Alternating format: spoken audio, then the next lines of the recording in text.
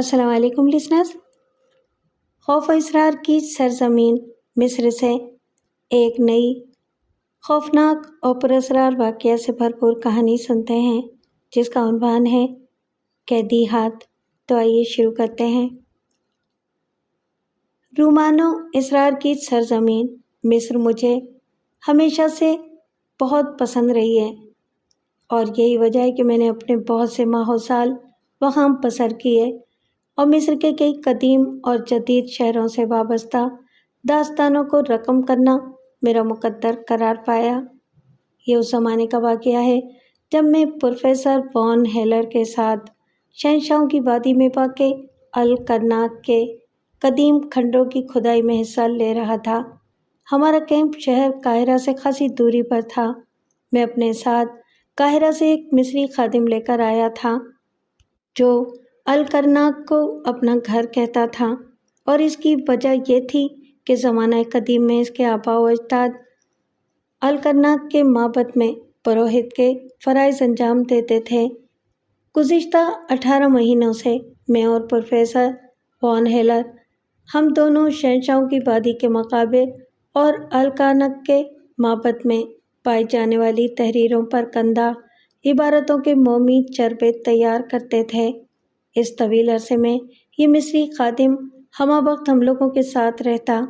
وہ دن میں ہمارے لیے کھانا پکاتا، ہماری چیزوں کی حفاظت کرتا، ہماری ساتھ ساتھ پھرتا، اور رات میں ہمارے خیمے کے دروازے میں اپنا بستر بچھا کر سو رہتا۔ آخر کار دن رات کی محنت شاقہ کے بعد میرا اور پروفیسر کا کام ختم ہو گیا اور ہم لوگ انگلستان واپس جانے کی فوری تیاری کرنے لگے۔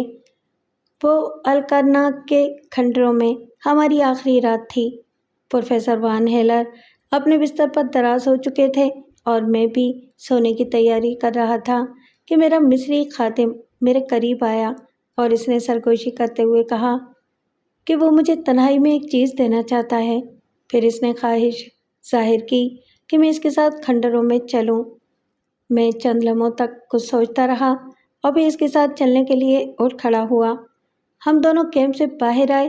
سرخی مائل سیاہ آسمان پر 17ویں تاریخ کا زرد چاند اس طرح معلق تھا جیسے وہ زمانہ قدیم کی کسی بے چین اور تنہا روح کا چہرہ ہو۔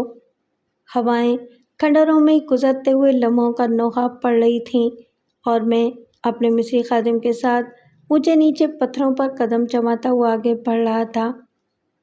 ہزاروں برس پہلے ان پتھروں نے فراعنہ کے قدم چومے تھے اور ان دروں نے عظیم سیزر کی سطوت و جبروت کا نظارہ کیا تھا۔ ان ہواؤں نے نیل کی بیٹی کلیوپترا کے دامن سے چھیڑ چھاڑ کی تھی، اور آج میں تاریخ انسانی کا ایک بے مایہ و تہی دست انسان اپنے خادم کی رہنمائی میں انہی کھنڈروں سے گزر رہا تھا۔ ہم دونوں خاموشی سے آگے بڑھتے رہے اور پھر میرا خادم ایوان مردگان کے کھنڈروں میں پہنچ کر رک گیا۔ اس نے مجھے وہیں ٹھہرنے کا اشارہ کیا اور پھر کھنڈروں کے سائے میں خدا جانے کہاں غائب ہو گیا۔ میں ایک پتھر پر بیٹھ کر اس کا انتظار کرنے لگا۔ چند لمحوں بعد وہ نمودار ہوا۔ وہ اپنے ہاتھ میں کوئی چیز تھامے ہوئے تھا، اور یہ چیز ان پٹیوں میں لپٹی ہوئی تھی جو مصری مقابر سے نکلنے والی ممیوں کے اوپر لپٹی ہوئی ہوتی ہیں۔ وہ منہ سے ایک لفظ نکالے بغیر میرے برابر پڑے ہوئے ایک دوسرے پتھر پر بیٹھ گیا اور نہایت احتیاط کے ساتھ ان پٹیوں کو کھولنے لگا۔ چند لمحوں بعد میری آنکھوں کے سامنے ایک مصری ممی کا داہنا ہاتھ تھا۔ میں مسحور ہو کر اس ہاتھ کو دیکھ رہا تھا، اور اس کی وجہ صرف یہ تھی کہ ہاتھ جو ہزاروں برس پرانی کسی ممی کا عضو تھا آج بھی صحیح حالت اور کیفیت میں میرے سامنے موجود تھا۔ بس ایسا محسوس ہو رہا تھا جیسے کسی شخص کے مرنے کے چند لمحوں بعد ہاتھ کاٹ لیا گیا ہے اور میرے سامنے رکھ دیا گیا ہے۔ میں اس ہاتھ کو حیرت کے ساتھ داد و تحسین کی نظر سے بھی دیکھ رہا تھا، کیونکہ یہ کسی بہت ہی خوبصورت اور نازک اندام خاتون کا ہاتھ تھا۔ مخروطی انگلیاں، بے داغ جلد اور چمکتا ہوا شہد جیسا رنگ، ناخن بڑی خوبصورتی اور نفاست سے تراشے گئے تھے، اور ان پر ابھی تک سونے کی پتریاں چڑھی ہوئی تھیں، جو اس زمانے میں مصری خواتین نیل پالش کے بجائے اپنے ناخنوں کو سجانے کے لیے استعمال کرتی تھیں۔ ان پتریوں کا رنگ ماند نہیں پڑا تھا، ایسا محسوس ہوتا تھا جیسے انہیں 1 یا 2 دن پہلے ان ناخنوں پر چڑھایا گیا ہے۔ انگشت شہادت میں سونے کی ایک انگوٹھی چمک رہی تھی، جس پر مصری زبان میں کچھ الفاظ کندہ تھے جو چاند کی روشنی میں واضح طور پر نظر آ رہے تھے۔ میں نے سوالیہ انداز میں اپنے ملازم کی طرف دیکھا اور تب اس کے ہونٹوں کو جنبش ہوئی اور اس کی مدھم آواز ایوان مردگان کا ابدی سکوت درہم برہم کرنے لگی۔ شہنشاہ التنتن کی 7ویں بیٹی کا یہ داہنا ہاتھ ہے۔ یہ شہنشاہ اپنے اجداد کے مذہب سے روح گرداں ہو گیا تھا اور اس نے خود ہی ایک نیا مذہب ایجاد کیا۔ اس شہنشاہ کے انتقال کے بعد شہنشاہ توتنخ آمن تخت نشین ہوا اور وہ اپنے اجداد کے مذہب کی طرف لوٹ گیا، اور اس نے یہاں معبد تھیس کے پروہتوں کو ان کے پرانے اختیارات واپس کر دیے۔ لیکن شہنشاہ التنتن کی 7ویں بیٹی شہزادی میکا فاتن اپنے باپ کے مذہب پر ثابت قدم رہی۔ شہنشاہ توتنخ آمن کے تخت نشین ہونے کے بعد اس نے اپنے باپ کے جانثاروں کو اکٹھا کیا، انہیں منظم کیا اور پھر مٹھی بھر جانبازوں کی فوج لے کر توتنخ آمن سے اسی سرزمین پر نبرد آزما ہوئی اور آخر توتنخ آمن کے سپاہیوں سے لڑتی ہوئی ماری گئی۔ معبد تھیبس کے پروہتوں نے اس کی لاش کو حاصل کرنے کی کوشش کی، لیکن اس میں کامیابی نہ ہو سکی۔ آخرکار انہیں میدان جنگ سے اس کا یہ ہاتھ دستیاب ہوا، جس میں اس کی تلوار کا ٹوٹا ہوا قبضہ موجود تھا۔ پروہتوں نے کسی نہایت خفیہ نسخے سے اس کے ہاتھ کو ہمیشہ کے لیے محفوظ کر لیا، اور اس کا ایک خاص مقصد تھا۔ میں نے یہ واقعہ اپنے باپ سے سنا تھا اور اس نے اپنے باپ سے، کیونکہ ہم انہی پروہتوں کی اولادوں میں سے ہیں جنہوں نے شہزادی کا ہاتھ محفوظ کیا تھا اور جن کے ذمے الکرناک کے معبد کی کلید برداری اور مذہبی رسوم کی ادائیگی تھی۔ وہ جانتا تھا کہ یہ ہاتھ کس خفیہ جگہ پر محفوظ ہے، اور اس جگہ کا علم ورثے میں مجھے ملا۔ اب وہ وقت آ پہنچا ہے جب میں یہ ہاتھ تمہارے حوالے کر دوں، کیونکہ کاتب تقدیر کا یہی فرمان ہے۔ میں اپنے مصری خادم کی زبانی یہ عجیب و غریب واقعہ سننے میں محو تھا، لیکن جب اس نے آخری جملہ کہا تو میں چونک پڑا۔ لیکن آخرکار تم یہ ہاتھ مجھے کیوں دے رہے ہو؟ تم اس ہاتھ کو کسی میوزیم کے حوالے کر دو، وہ لوگ اس کی زیادہ اچھی طرح سے دیکھ بھال کر سکیں گے۔ نہیں، اس ہاتھ کی جگہ میوزیم نہیں ہے۔ اس ہاتھ پر نحوست کا سایہ اور پروہتوں کی بد دعا کا اثر ہے، اور اس بد دعا کا اثر ابھی پوری طرح زائل نہیں ہوا ہے۔ اور سنو کہ تم ہی وہ آدمی ہو جس کی وساطت سے یہ ہاتھ اپنے اصل مقام پر پہنچے گا۔ اس کی آواز میں ایسا تحکم تھا جیسے وہ آقا ہو اور میں غلام، اور وہ مجھے احکام کی تعمیل کا حکم دے رہا ہو۔ لیکن یہ ناممکن ہے۔ آخرکار اس سلسلے میں کیا کر سکتا ہوں؟ نہیں، میں یہ ہاتھ ہرگز نہیں لوں گا، میں نے احتجاج کیا۔ خدا جانے کیوں میرا چہرہ زرد پڑ گیا تھا۔ کیرو، قسمت کے کھیل بڑے نرالے اور عجیب ہوتے ہیں۔ تمہارا انکار کوئی حیثیت نہیں رکھتا، اس لیے کہ یہ بات تمہارا مقدر بن چکی ہے۔ لوح اعظم پر تمہارا نام اس کام کے لیے مقسوم ہو چکا ہے۔ میری بات توجہ سے سنو، ورنہ عمر بھر پچھتاؤ گے۔ اب وہ پتھر سے اٹھ کر میرے سامنے کھڑا ہوا تھا۔ اس کا سیاہ لبادہ اس کے شانوں سے پھسل رہا تھا، اور چاند کی روشنی میں اس کا سوکھا ہوا چہرہ کسی اندرونی جذبے کے تحت سرخی مائل سیاہ رنگت اختیار کر گیا تھا۔ اس کی آنکھیں ایسے چمک رہی تھیں جیسے وہاں فاسفورس کے تو چھوٹے چھوٹے گولے رکھ دیے گئے ہوں۔ ہاں، اس کی آنکھوں کو دیکھ کر میری ریڑھ کی ہڈی میں خوف کی ایک سرد لہر دوڑ گئی۔ میرے خدا، یہ کون شخص ہے؟ میرا خادم تو ہرگز تھا نہیں، جو آج شام تک کسی وفادار کتے کی طرح میرے پیچھے پیچھے پھرتا تھا، اور اب اس وقت وہ کسی شہنشاہ کسی ستوت اور کسی پروت کسی بے نیازی کے ساتھ میرے سامنے کھڑا تھا اور مجھے تقدیر کے اسرار و رموز سمجھا رہا تھا۔ سنو، تم کل صبح انگلستان کے لیے روانہ ہو رہے ہو، وہ سرزمین جسے تم اپنا گھر کہتے ہو۔ تم اس وقت یہ سمجھ رہے ہو کہ انگلستان پہنچ کر تم وہاں مستقل طور پر آباد ہو جاؤ گے اور ایک پرسکون زندگی گزارو گے۔ تم بہت سفر کر چکے اور اب تم سفر سے تھک چکے ہو اور تم انگلستان میں خاموشی کے ساتھ روحانی علوم کے مطالعے میں غرق ہو جانے کا منصوبہ بنائے بیٹھے ہو۔ لیکن کیرو، تمہارے یہ سارے خواب، یہ تمام خیال چھوٹے ہیں۔ ان میں سے کوئی بھی خواہش شرمندہ تکمیل نہ ہوگی۔ کاتب تقدیر کا یہ فیصلہ ہمیشہ انسانوں کی آرزوؤں اور ان کی خواہشوں سے مختلف ہوتا ہے، اور یہی حال تمہارا بھی ہے۔ میں تمہارے مستقبل سے آگاہ ہوں۔ میں ان شہروں اور قریوں سے واقف ہوں جہاں تم اپنی خواہش کے بغیر جاؤ گے۔ میں تمہاری تقدیر کے ہر اسرار سے واقف ہوں۔ شاید تم بھی اپنے مستقبل میں جھانک کر دیکھنا چاہو۔ وہ میرے سامنے کھڑا تھا اور میں اس کے تہکمانہ جملے سن رہا تھا اور اس کی زبانی اپنی تقدیر کے اسرار سننا چاہ رہا تھا۔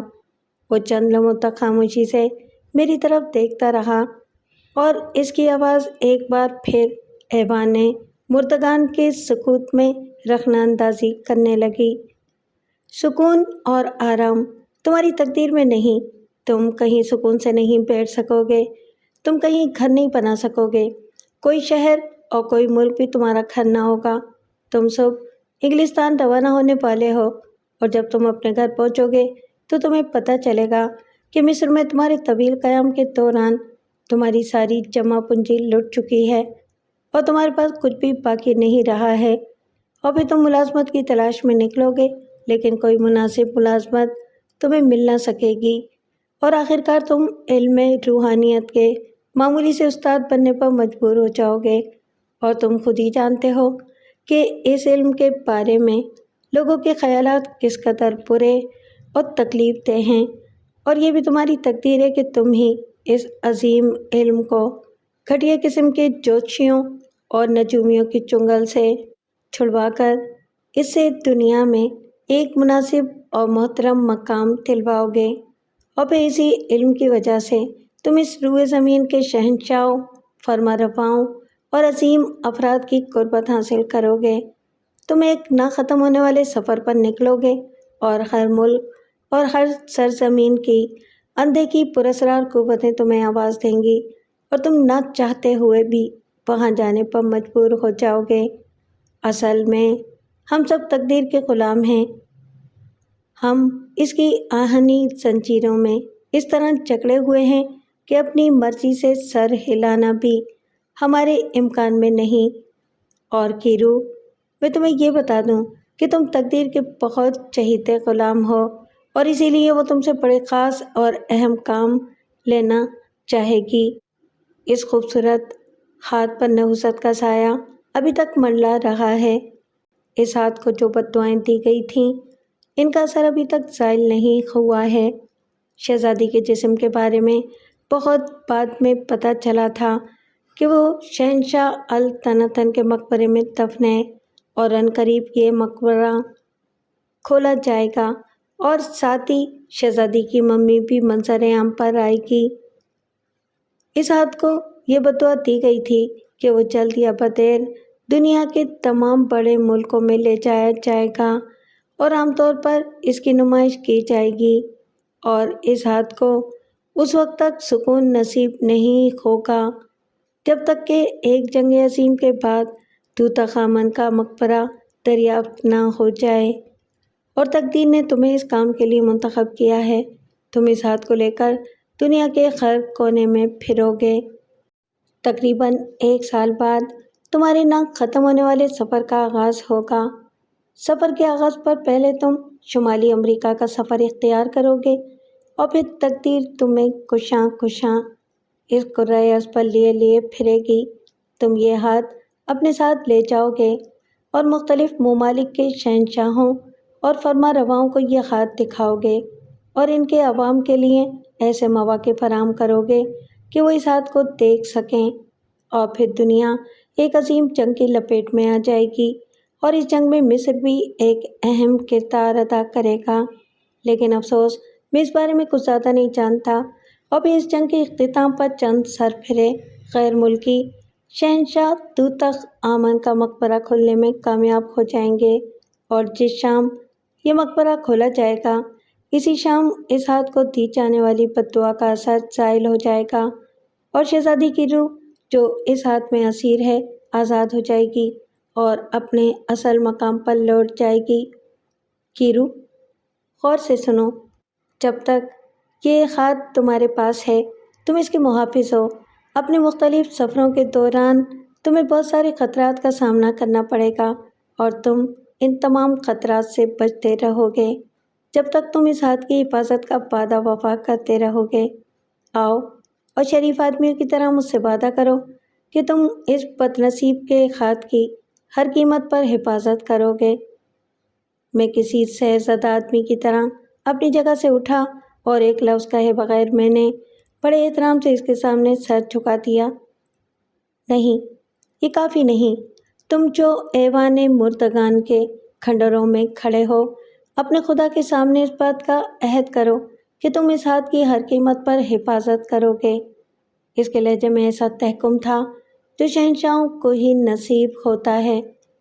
میں ان کھنڈروں میں گھٹنوں کے بل جھک گیا، اور میں نے سچ چاند کی روشنی میں اپنے دونوں ہاتھ آسمان کی طرف اٹھائے، اور پھر خدائے مقدس کو حاضر و ناظر جان کر اس بات کا عہد کیا کہ میں شہزادی کے ہاتھ کو اپنی جان سے زیادہ عزیز سمجھوں گا، اور تقدیر جہاں بھی مجھے لے جائے گی، یہ ہاتھ بھی میرے ساتھ ساتھ جائے گا۔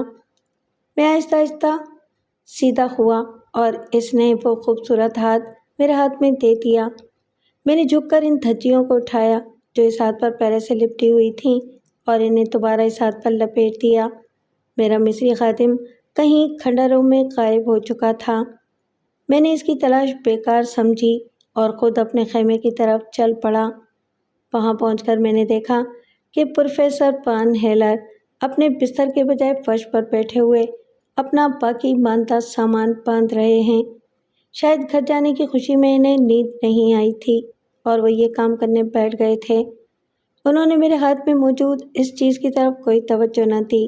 میں نے اپنا باکس کھول کر اس میں سے ایک چرمی تھیلا نکالا، اور اس میں اس ہاتھ کو رکھ کر تھیلے کو اپنے تکیے کے نیچے رکھ دیا، اور پھر اسی تکیے پر سر رکھ کر سو گیا۔ میں عہد کر چکا تھا کہ اس چیز کو ایک لمحے کے لیے بھی اپنے سے جدا نہیں کروں گا۔ دوسری صبح ہم انگلستان کی طرف روانہ ہو گئے۔ میرا مصری خادم بندرگاہ پر ہمیں الوداع کہنے کے لیے موجود تھا۔ اس نے روانہ ہونے سے پہلے میری آنکھوں میں دیکھا اور آہستہ سے کہا، مجھے یقین ہے کہ تم اپنے عہد کو ایفا کرو گے۔ میں نے اس بات میں سر ہلایا۔ ہمارے جہاز نے لنگر اٹھایا اور ہم بندرگاہ سے دور ہوتے چلے گئے۔ میں انگلستان میں پہنچا، اور چند ہی دنوں کے اندر اندر میرے بوڑھے مصری خادم کی تمام پیش گوئیاں یکے بعد دیگرے سچ ثابت ہوتی چلی گئیں۔ انگلستان سے روانگی کے وقت میں جس شخص کو اپنی جائیداد کا مختار کل بنا کر چلا تھا، اس نے میری غیر موجودگی میں میری تمام جائیداد فروخت کر دی تھی، اور بالکل ہی دیوالیہ ہو جانے کے بعد اس نے خودکشی کر لی تھی۔ گویا میں نہ صرف جائیداد سے محروم ہو چکا تھا، بلکہ ایک اچھے دوست سے بھی ہاتھ دھو بیٹھا تھا۔ اب میرے سامنے اپنی بسر اوقات کے لیے کسی روزگار کی تلاش کا مسئلہ تھا، لیکن درمیان میں پیچیدگی یہ پیدا ہو گئی کہ میں کسی ایسے ہنر سے واقف نہ تھا جسے میں اپنا ذریعہ آمدنی بنا سکتا۔ آپ یہ نہ سمجھیں کہ میں نے کسی چھوٹی قسم کے کام کو اپنے وقار کا مسئلہ بنا لیا تھا۔ جی نہیں، ایسی کوئی بات نہیں تھی۔ میں کوئی بھی چھوٹے سے چھوٹا کام کرنے کو تیار تھا تاکہ حلال کمائی کھا سکوں، لیکن اس مسئلے کے حل کی کوئی صورت ہی نظر نہیں آتی تھی۔ اس عالم میں جبکہ میں سب جتن کر کے ہار چکا تھا، میرے ذہن میں اچانک یہ خیال پیدا ہوا کہ کیوں نہ فن دست شناسی کو پیشے کے طور پر اختیار کروں۔ میں نے زندگی میں صرف اسی فن کو بہت لگن اور بڑی محنت سے محض اپنے شوق کی بنا پر سیکھا تھا، اور اس وقت میرے وہم و گمان میں بھی نہ تھا کہ میں کبھی اس سے پیسہ بھی پیدا کروں گا۔ لیکن اب کچھ ایسا محسوس ہو رہا تھا جیسے یہ شوق ہی میری گزر اوقات کا ذریعہ بن جائے گا۔ انہی دنوں لندن کے ایسٹ اینڈ میں ایک قتل ہوا۔ قتل کی تفتیش اتفاق سے میرے ایک دوست اور متعلقہ انسپکٹر کے سپرد تھی۔ اس نے مجھے جائے وقوع کو دیکھنے کی دعوت دی، جہاں دیوار پر ایک خون آلود ہاتھ کا بڑا واضح اور صاف نشان موجود تھا۔ اس نشان کے بارے میں یہ خیال تھا کہ یہ قاتل کا ہو سکتا ہے۔ میرے دوست نے ہاتھ کا یہ نشان دکھانے کے بعد مجھ سے درخواست کی کہ اس خون آلود ہاتھ کے نشان کی مدد سے میں قاتل کو گرفتار کرنے میں اس کی مدد کروں۔ مجھے اس سلسلے میں کیا اعتراض ہو سکتا تھا؟ میں مقتول کے سیدھے ہاتھ اور پھر دیوار پر موجود ہاتھ کے نشان کو دیکھنے کے بعد اس نتیجے پر پہنچا کہ قاتل مقتول کا کوئی قریبی رشتہ دار ہے، اور اس کی بڑی واضح دلیل یہ موجود تھی کہ دونوں ہاتھوں میں ایک خاص قسم کی مشابہت پائی جاتی تھی، ایسی ہی مشابہت جو عام طور سے باپ بیٹے یا ماں بیٹی کے ہاتھوں میں پائی جاتی ہے۔ میرے ان شکوک کی بنیاد پر تحقیقات دوبارہ کی گئیں، اور دلائل و شواہد کی روح سے مقتول کا لڑکا ہی قاتل نکلا۔ میری اس کامیابی نے میرا حوصلہ بڑھایا، اور میں فن دست شناسی کو بطور پیشہ اختیار کرنے کے سلسلے میں سنجیدگی سے غور کرنے لگا۔ لیکن میں یہ ہرگز پسند نہ کرتا تھا کہ نیم حکیم قسم کے دست شناس حضرات کی طرح بغیر کسی عملی تربیت کے میں بھی اپنی دکان سجا کر بیٹھ جاؤں۔ اس لیے میں نے دوبارہ اس فن کی کتابیں پڑھنا شروع کی، اسپتالوں میں مریضوں کا ہاتھ دیکھنے کے لیے مارا پھرا، کبھی کسی پاگل خانے میں پاگلوں کے ہاتھ کے نشان لیے، اور کبھی کسی جیل میں پہنچ کر مجرموں کے ہاتھوں کے عکس حاصل کیے۔ اس طرح بہت تھوڑے ہی عرصے میں میرے پاس ہر طبقے کے انسانوں کے ہاتھوں کے ہزارہ نشانات جمع ہو گئے، اور مجھے وہ عملی تربیت بھی حاصل ہو گئی جو اس فن میں فقید المثال کامیابی کے حصول کے لیے اشد ضروری تھی۔ زندگی کے اس مرحلے پر مجھے فن دست شناسی کے اپنے ہندو استادوں کی وہ ہدایت یاد آئی جو انہوں نے میرے ہندوستان میں قیام کے دوران دی تھی۔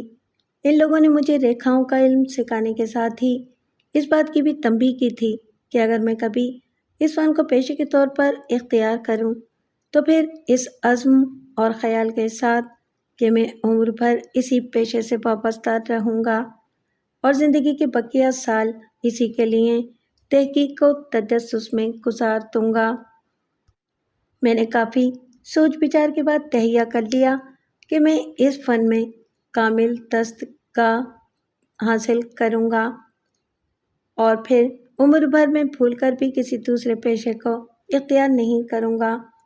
لیکن اس فیصلے کے باوجود میرے لیے اس فن کی دکان کھول کر بیٹھنا خاصا مشکل مرحلہ تھا، کیونکہ میرے والد باقاعدہ حیات تھے، اور وہ یہ بات کبھی کسی بھی قیمت پر گوارا نہ کر سکتے تھے کہ قدیم اور مشہور نارمن خاندان ہیمین کا نام ایک ایسے پیشے سے منسلک ہو جائے جبکہ اس خاندان کی عظمت کے ترانے صدیوں سے گائے جاتے تھے۔ انہی مصلحتوں کے پیش نظر میں نے فیصلہ کیا کہ میں اس پیشے کو اپنے اصلی نام سے نہیں اختیار کروں گا۔ اب مجھے کسی فرضی نام کی فکر لاحق ہوئی، ایسا فرضی نام جو لوگوں کو اپنی طرف متوجہ کر سکے اور جو فن دست شناسی سے متعلق ہو۔ اسی فکر میں دن پر دن اور ہفتوں پر ہفتے گزرتے چلے گئے۔ بے شمار نام میرے ذہن میں آئے، لیکن میں ہر نام کو کسی نہ کسی وجہ سے رد کر دیتا۔ آخر کار وہ دن بھی آ پہنچا جب میری جیب میں محض چند پونڈ رہ گئے تھے۔ آپ میری پریشانی کا بخوبی اندازہ لگا سکتے ہیں۔ میں اس عالم میں اپنے بستر پر لیٹا اور فوراً ہی سو گیا۔ اسی رات میں نے خواب میں اس شخص کو دیکھا جو یونانی اور انگریزی دونوں ہی زبانوں میں لفظ کیرو آب زر سے لکھ رہا تھا۔ میری آنکھ کھل گئی اور بے ساختہ مجھے یہ بات یاد آئی کہ کیرو یونانی زبان میں ہاتھ کے لیے استعمال ہونے والا بنیادی لفظ ہے، اور کیرو کے معنی ہاتھ کی زبان کو سمجھنا اور پڑھنا ہے۔ اس بات کو ذہن میں رکھتے ہوئے دوسرے دن صبح بلا جھجک میں نے ایک پینٹر سے کیرو کے نام کی ایک تختی پینٹ کروائی اور وہ تختی اپنے گھر کے سطح دروازے پر آویزاں کرتی۔ ابھی اس تختی کو لگائے ہوئے 1 گھنٹہ بھی نہ گزرا تھا کہ ایک شخص کی نظر اس تختی پر پڑی۔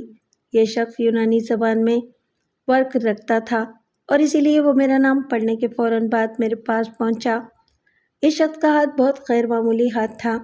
میں نے بڑی دلچسپی اور تعجب سے اس کے ہاتھ کا مشاہدہ کیا اور جب وہ جانے لگا تو میں نے اسے درخواست کی کہ وہ مجھے اپنے ہاتھ کا عکس دیتا جائے۔ اس نے بلا جھجک میری بات منظور کر لی اور تھوڑی دیر بعد جب میں نے اس کے ہاتھ کا پرنٹ رکھا تو اس شخص نے AGB کے حروف لکھ کر نیچے تاریخ ڈال دی۔ یہ شخص آنریبل آرتھر جیمز بلفور کے علاوہ کوئی اور نہ تھا۔ مسٹر بلفور فزیکل ریسرچ سوسائٹی کے صدر اور دارالعوام کے رہنما تھے۔ آخر عمر میں وہ لارڈ بلفور کے نام سے مشہور ہوئے اور ان کا شمار انگلستان کے ممتاز ترین سیاستدانوں میں کیا جاتا تھا۔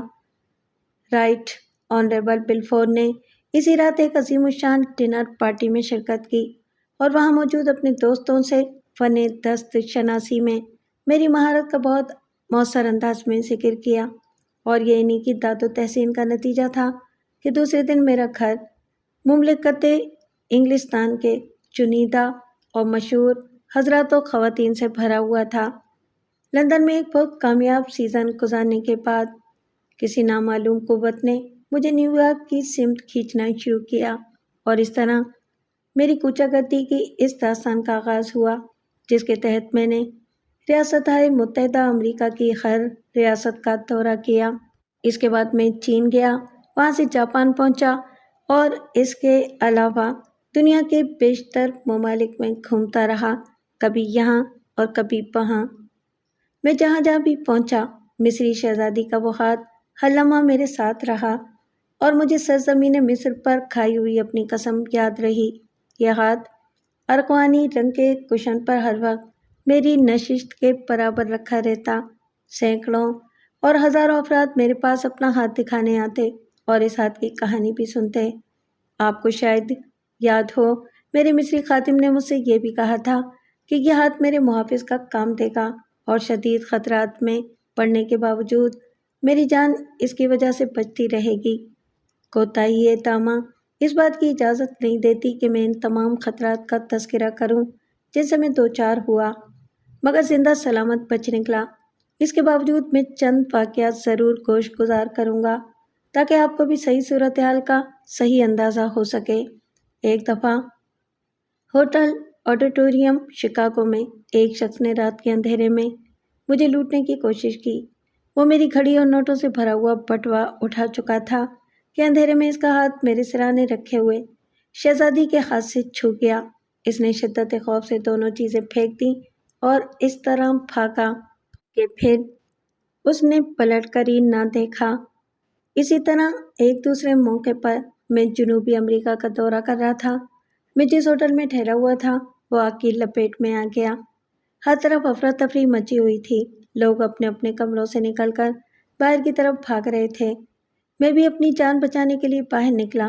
لفٹ رکی ہوئی تھی اور لوگ اس میں نیچے جانے کے لیے بھر رہے تھے، اور اسی لمحے مجھے خیال آیا کہ میں شہزادی کا ہاتھ بھول ہی آیا ہوں۔ میں لفٹ میں قدم رکھتے رکھتے پلٹا اور بھاگ کر کمرے میں پہنچا تو پتہ چلا کہ میرے پلٹتے ہی لفٹ نیچے کی طرف روانہ ہو گئی اور ابھی وہ آدھے ہی راستے میں تھی کہ آگ اس کے رسوں کو چاٹ گئی۔ لفٹ نیچے گر پڑی اور اس میں موجود ایک آدمی بھی زندہ نہ بچ سکا۔ گویا اس بار بھی یہ ہاتھ میرے آڑے آیا تھا۔ لیکن یہ سب تو چھوٹے چھوٹے واقعات ہیں، مجھے اب اصل واقعے کی طرف آنا چاہیے۔ اس واقعے کو احاطہ تحریر میں لانے سے پیشتر میں یہ لکھنا ایک بار پھر ضروری سمجھتا ہوں کہ اس واقعے کا ایک ایک لفظ سچائی پر مبنی ہے اور میری لکھی ہوئی باتوں کی سچائی کے ثبوت میں کئی افراد کی یعنی شہادتیں اور ان کے حلفیہ بیانات موجود ہیں۔ جنگ عظیم کے خاتمے سے پہلے اپنے مصری خادم کی پیشگوئی کے مطابق میں آئرلینڈ کے بستی علاقے میں ٹھہرا ہوا تھا اور فوجیوں کے لیے گیس ماسک تیار کرنے کے سلسلے میں ذاتی طور پر تجربات کر رہا تھا، اور خدا جانے کیوں اس پرسکون علاقے میں رہتے ہوئے یہ خیال میرے ذہن میں جم گیا تھا کہ اب اپنی باقی زندگی اس شہر میں آرام سے بسر کروں گا۔ یہ سوچتے ہوئے میرا ذہن اس بوڑھے مصری کی پیش گوئی کو بھول گیا تھا کہ کوئی شہر تمہارا گھر نہ ہوگا، تم کبھی ایک جگہ نہ رہ سکو گے، شہر نوردی تمہارا مقدر رہے گی۔ میری بیوی اور میں، ہم دونوں آئرلینڈ کی انگلستان کے خلاف جنگ کے تکلیف دہ دور سے گزر آئے تھے، لیکن پھر اچانک آئرلینڈ کے باشندوں نے آپس ہی میں لڑنا شروع کر دیا۔ انہی دنوں ریپبلکن پارٹی کے افراد نے میری فیکٹری کو آگ لگا دی اور اس میں کام کرنے والے ملازمین کو اس بات پر مجبور کر دیا کہ وہ بھی اس جنگ میں شریک ہو جائیں۔ ان تمام باتوں کے پیش نظر اب ہمارے وہاں رہنے کی کوئی وجہ باقی نہیں رہی تھی۔ اس کے باوجود اس لیے ہم نے اپنا سامان سمیٹ کر لندن بھیجنا شروع کر دیا۔ تقریباً تمام چیزیں لندن روانہ کی جا چکی تھیں، صرف چند سوٹ کیس باقی رہ گئے تھے جو ہال میں رکھے ہوئے تھے، اور اندر میز پر ارغوانی کشن پر مصری شہزادی کا ہاتھ رکھا ہوا تھا جو میرے ساتھ جانے والا تھا۔ یہ ہاتھ جو عرصہ دراز سے میرا ساتھی رہا تھا اب میرے لیے ایک عذاب بن گیا تھا۔ میری فیکٹری میں آگ لگائے جانے سے چند مہینے پیشتر ہی یہ ہاتھ جو اخروٹ کی لکڑی کی طرح سخت تھا آہستہ آہستہ نرم پڑ رہا تھا، اور اس کی ظاہری شکل و صورت میں بھی تبدیلیاں پیدا ہو رہی تھیں۔ انگلیاں جو کسی زمانے میں فولاد کی طرح سخت تھیں اب نرم اور لچکیلی ہو گئی تھیں۔ ایک صبح میری نگاہ اس ہاتھ کی طرف اٹھی اور خوف کی ایک سرد لہر میرے جسم میں دوڑ گئی۔ مصری شہزادی کی انگلیوں کے جوڑوں پر خون کے مانند کوئی سرخ شے چھوٹے چھوٹے قطروں کی شکل میں چمک رہی تھی، اور انگلیوں کی پوریں ایسا محسوس ہوتا تھا جیسے خون میں ڈبو کر نکالی گئی ہیں۔ مجھے یہ دیکھ کر اپنی آنکھوں پر اعتبار نہ آیا۔ میں نے فیکٹری میں ملازم ایک انگریز کیمسٹ کو طلب کیا۔ اس سے میرا پہلا سوال یہ تھا کہ کیا تم نے کبھی 3000 سال پرانی ممی کے ہاتھ کو زندہ ہوتے اور اس میں سے تازہ خون نکلتے سنا ہے؟ اس نے غور سے میرا چہرہ دیکھا، شاید وہ یہ سمجھ رہا تھا کہ میں بہک رہا ہوں۔ جناب، اس کا تو سوال ہی پیدا نہیں ہوتا، اور نہ میں نے ایسی بات کبھی سنی ہے، اور نہ ہی یہ کسی طرح ممکن ہے۔ ٹھیک ہے، اب تم اس کشن پر رکھے ہوئے ہاتھ کی طرف دیکھو۔ تمہیں یاد ہوگا کہ 1920 میں جب تم یہاں آئے تھے تو یہ اتنا سخت تھا جیسے اخروٹ کی لکڑی کو خاد کی شکل میں تراش کر رکھ دیا گیا ہو، لیکن اب تم اسے دیکھو، اسے چھونے سے گوشت کی نرمی کا احساس ہوتا ہے، اور انگلیاں بھی لچکدار ہو گئی ہیں۔ اب ان انگلیوں سے قطرہ قطرہ کر کے خون کی رنگت کی کوئی شے نکل رہی ہے۔ تم یہ چند قطرے اپنے ساتھ لیبارٹری میں لے جاؤ اور وہاں اس کا خوردبینی تجزیہ کر کے مجھے نتائج سے مطلع کرو، اور اس کے بعد اس بات کی ہر ممکن کوشش کرو کہ یہ ہاتھ کسی طرح اپنی پہلی شکل اختیار کر لے۔ چند گھنٹوں بعد کیمسٹ نے مجھے رپورٹ دی کہ شہزادی کے ہاتھ سے ٹپکنے والے سرخ قطرے انسانی خون کے علاوہ اور کچھ بھی نہیں، اور ساتھ ہی اس نے یہ بھی کہا کہ وہ خون کو بند کرنے اور ہاتھ کو سخت کرنے کی غرض سے صرف یہی کر سکتا ہے کہ اسے ایک محلول میں ڈبو دے۔ میں نے اس بارے میں اپنے اس کیمسٹ کا حلفیہ بیان لیا، اور ساتھ ہی ساتھ فیکٹری کے مینیجر کا بھی، جس نے نہ صرف ہاتھ سے ٹپکے ہوئے خون کے قطرے دیکھے تھے بلکہ وہ خون کے تجزیے اور ہاتھ کو سخت کرنے کی غرض سے کیے جانے والے تجربے کے دوران لیبارٹری میں موجود رہا تھا۔ شہزادی کا ہاتھ ایک خاص قسم کے محلول میں کچھ دیر تک ڈوبا رہا۔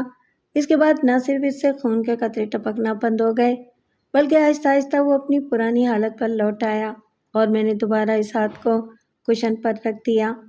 اس کے بعد ہاتھ سے دوبارہ خون نکلنا شروع ہو گیا۔ اس دفعہ اس کی مقدار زیادہ تھی، اور ہاتھ بھی اسی طرح نرم پڑتا جا رہا تھا جیسے پگھل کر بہہ جائے گا۔ میں اس صورتحال سے بہت پریشان تھا۔ میں شہزادی کے ہاتھ کو اپنے ساتھ رکھنا چاہتا تھا، لیکن موجودہ حالت میں اپنے ساتھ لے جانا مناسب نہیں سمجھتا تھا۔ ان حالات میں میرے پاس اس کے علاوہ اور کوئی چارہ نہ تھا کہ میں اپنی روانگی کو چند دنوں کے لیے ملتوی کر دوں۔ انہی دنوں ایک رات جبکہ میں اور میری بیوی اپنے کمرے میں سو رہے تھے اور شہزادی کا ہاتھ ہمارے سرانے موجود تھا، 4 ڈاکو ہمارے گھر میں گھس آئے۔ انہوں نے کمرے کو روشن کرنے کے لیے سوئچ آن کیا تو شہزادی کے ہاتھ کی تیسری انگلی پر چمکتی ہوئی انگوٹھے نے ان کی توجہ اپنی طرف منتب کرا لی۔ ایک ڈاکو نے لپک کر وہ انگوٹھی اتارنی چاہی، لیکن دوسرے ہی لمحے اس کے منہ سے ایک بھیانک چیخ نکلی اور اس نے بڑی تیزی سے شہزادی کے ہاتھ کو دور پھینک دیا۔ میں نے دیکھا کہ اس کا اپنا ہاتھ اچانک خون سے بھر گیا تھا، اور پھر یہ دیکھنے کے بعد ان چاروں میں سے کوئی فرد بھی وہاں نہیں رکا۔ چند راتیں اسی شیشو پن میں گزر گئیں کہ اب اس ہاتھ کا کیا کیا جائے۔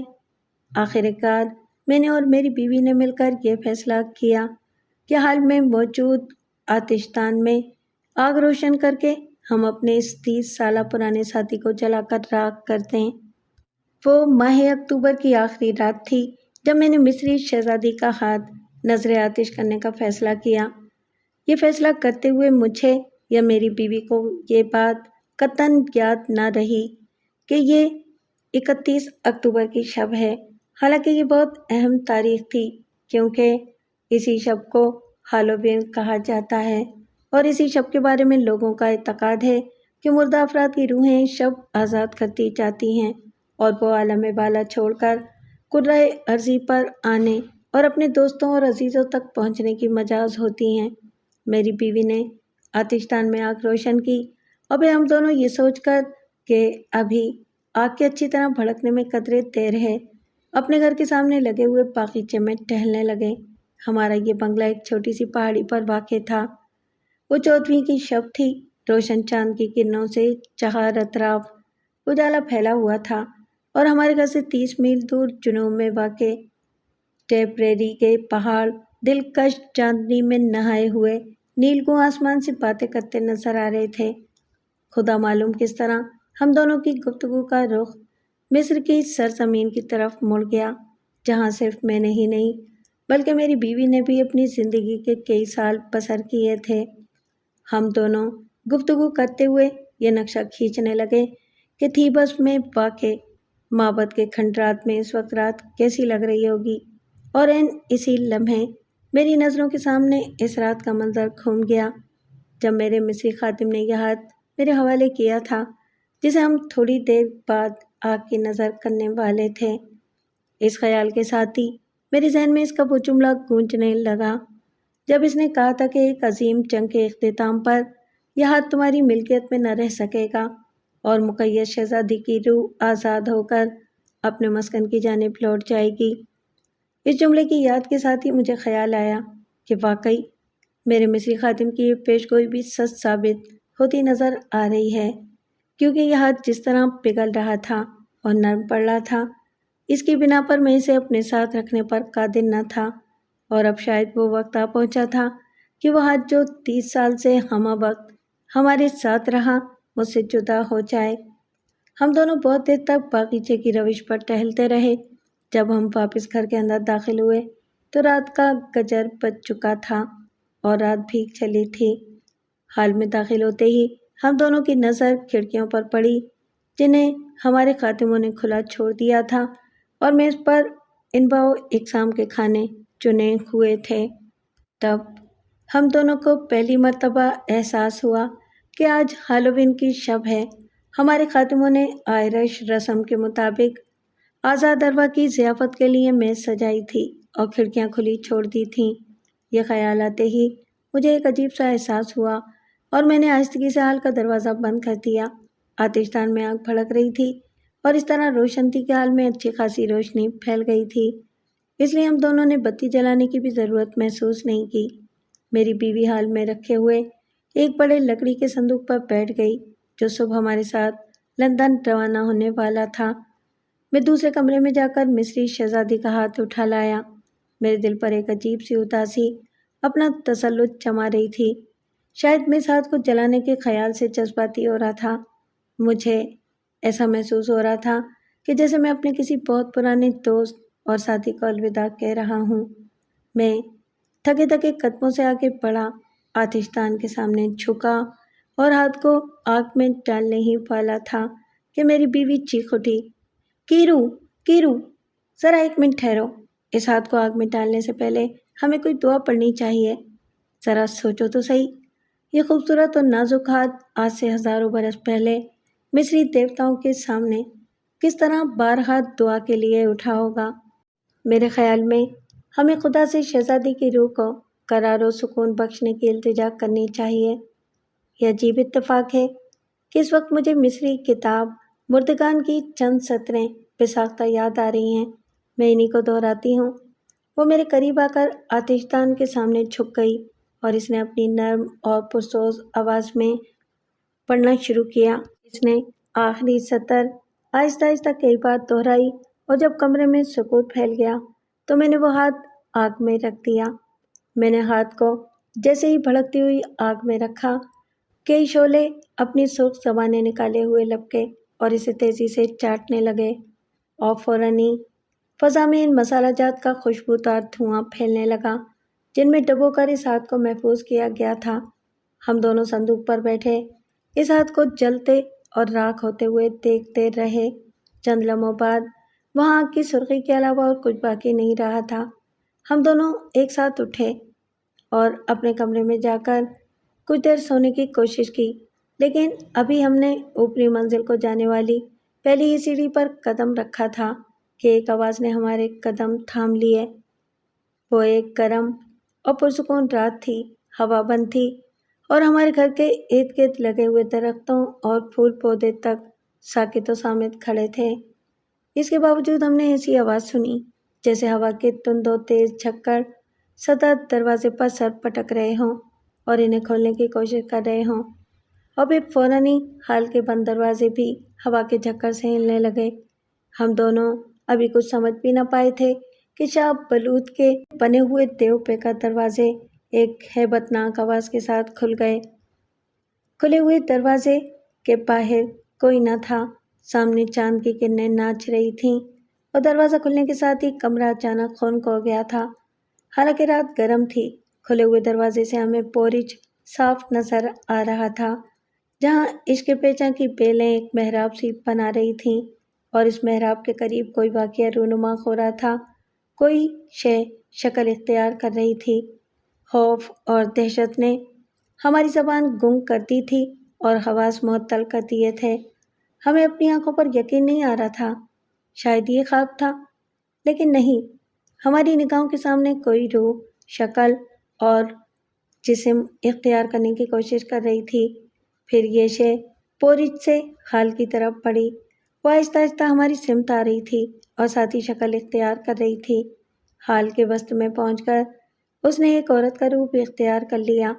کھلے ہوئے دروازے سے اندر آتی ہوئی چاندنی میں ہم دونوں اس کا سرو قد اور نازک بدن دیکھ سکتے تھے۔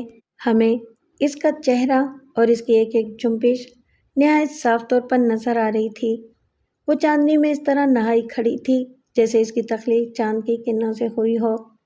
بدن پر ایک سفید ریشمی لبادہ کچھ اس طرح لپٹا ہوا تھا کہ اس کے کھال و خد اس لبادے میں سے جھلک رہے تھے۔ کمر میں جواہرات سے مرصع سونے کی ایک خوبصورت پیٹی تھی اور سر پر طلائی تاج دھرا ہوا تھا۔ تاج کے اگلے حصے میں ایک سانپ جو قدیم مصر کا شاہی نشان تھا اپنا پھن اٹھائے کھڑا تھا۔ اس کے لمبے سیاہ بال شانوں پر بکھرے ہوئے تھے۔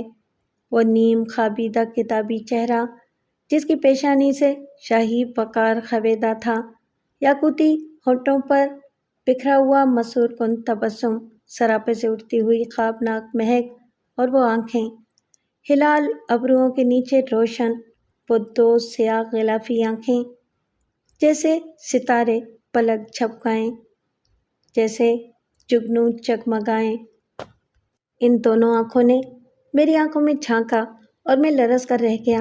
مجھے ایسا محسوس ہوا کہ جیسے میں ایک معمولی بھکاری ہوں بلکہ پجاری ہوں اور اپنی دیوی کے حضور کھڑا ہوا ہوں۔ وہ شاہانہ وقار کے ساتھ قدم اٹھاتی ہوئی آتش دان کے سامنے جا کھڑی ہوئی۔ اس کی پشت ہماری طرف تھی۔ وہ آتش دان کے سامنے جھکی جیسے سرد پڑتی ہوئی آگ میں کچھ تلاش کرنا چاہتی ہو، اور پھر وہ سیدھی کھڑی ہو گئی۔ چند لمحوں بعد وہ ہماری طرف مڑی۔ اب میں اسے دیکھ رہا تھا۔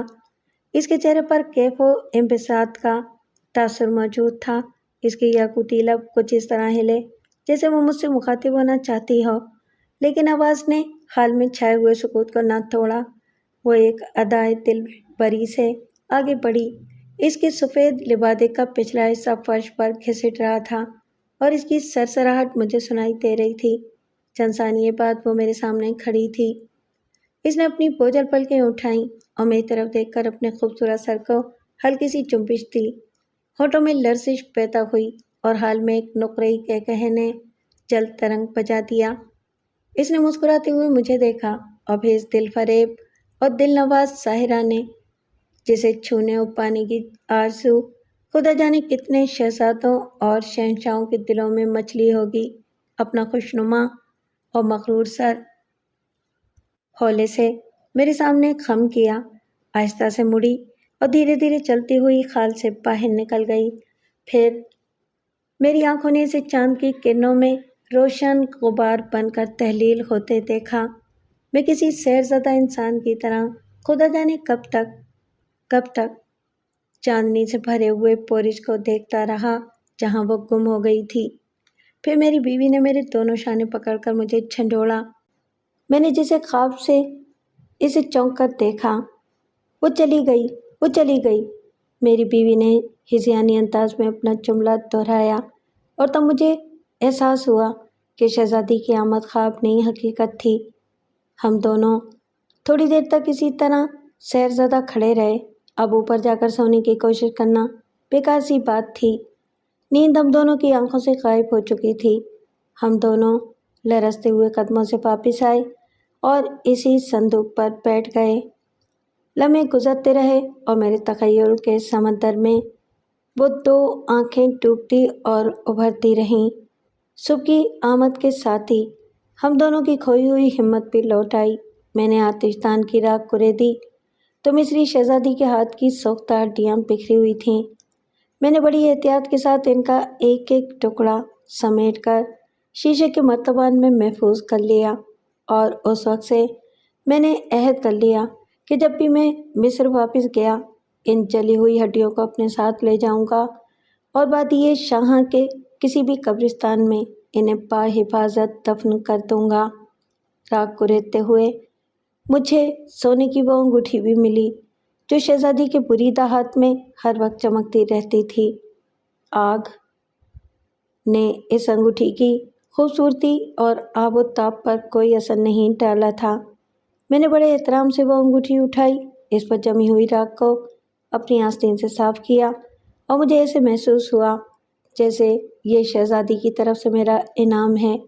اور پھر اس دن سے یہ انگوٹھی ہر دم اور ہر وقت میرے ساتھ رہی۔ دوسرے دن صبح میں اور میری بیوی اپنے مختصر سے سامان کے ساتھ، جس میں شہزادی کے جلے ہوئے ہاتھ کی ہڈیاں بھی موجود تھیں، لندن روانہ ہو گئے۔ ہم بڑی مشکلوں اور خطرات سے بچتے بچاتے لندن پہنچے۔ لندن کے تمام اخبارات ہاورڈ کارٹر کے ذکر سے بھرے ہوئے تھے۔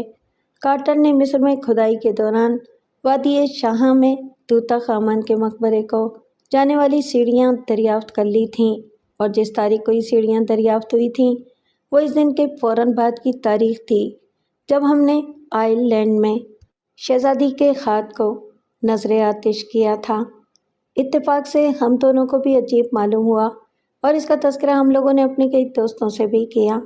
چند ہفتوں بعد اخبارات کی شہ سرخیوں میں یہ اعلان ہوا کہ توتا خامن کے مقبرے میں کھلنے والا دروازہ بھی دریافت کر لیا گیا ہے، اور لارڈ کارٹر نے، جنہوں نے اس کھدائی میں سرمایہ لگایا تھا، مقبرے کے دروازے کو کھولنے کے لیے بنفس نفیس مصر تشریف لے جا رہے ہیں۔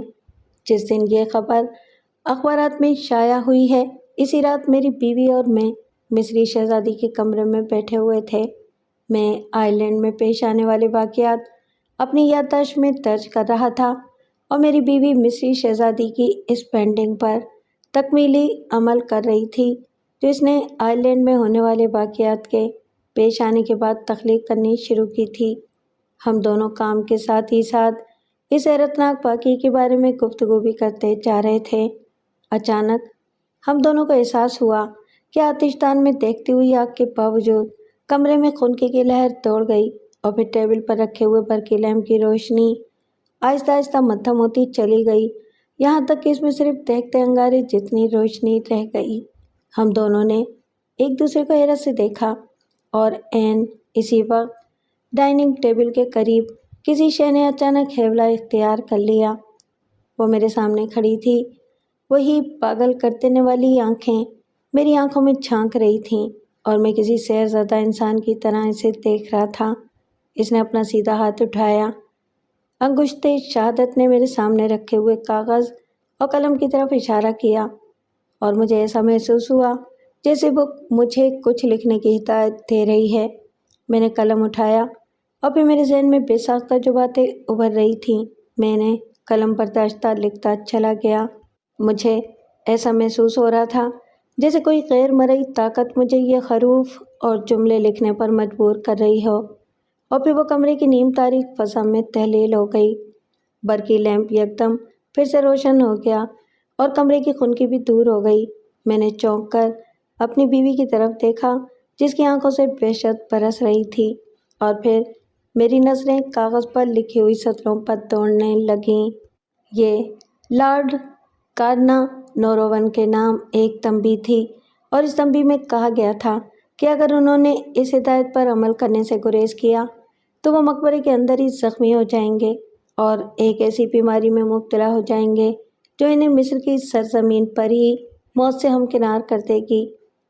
میں نے یہ انتباہ لارڈ کارنا کے انگلستان سے روانہ ہونے سے پہلے ہی ان کی خدمت میں ارسال کر دیا تھا۔ انہوں نے میرا خط اپنے ایک دوست آنریبل رچرڈ بیتھل کو پڑھ کر سنایا، جو ایڈمرل اسمتھ ڈورین کے بڑے قریبی دوست تھے۔ لارڈ کارنا اس خط سے بہت متاثر ہوئے، لیکن ساتھ ہی وہ اپنی ضدی طبیعت سے بھی مجبور تھے۔ اسی لیے انہوں نے اپنے دوستوں سے کہا، مجھے معلوم ہے کہ اس خط میں کچھ نہ کچھ صداقت ضرور ہے، لیکن میں مصر جانے اور طوطا خامن کے مقبرے میں داخل ہونے کا فیصلہ کر چکا ہوں، اور اب اگر وادی شاہاں کے تمام مردے مجھے اس اقدام کے نتیجے میں پیش آنے والے خطرات سے آگاہ کریں تب بھی میں اپنے فیصلے سے باز نہ آؤں گا۔ اس لیے اس موضوع پر بحث یا گفتگو کرنا بیکار سی بات ہے۔ اور پھر چند ہفتوں کے اندر ہی اندر مصری شہزادی کا انتباہ رنگ لا کر رہا۔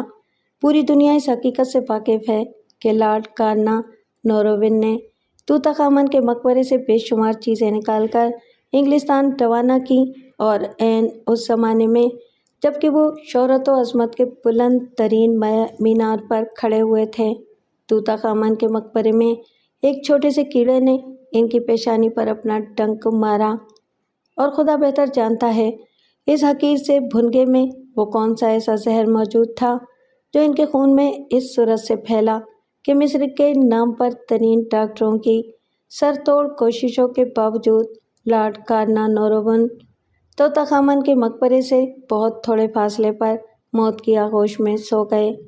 لارڈ کارنانوروون کی زندگی کا سفر تمام ہوا، اور ساتھ ہی مصری شہزادی کی داستان کا بھی اختتام ہوتا ہے، کیونکہ اس رات کے بعد پھر میری شہزادی نے کبھی مجھے اپنے درشن نہیں دیے، لیکن مقناطیسی کشش رکھنے والی وہ دو آنکھیں آج بھی میرے خواب و خیال میں بسی ہوئی ہیں۔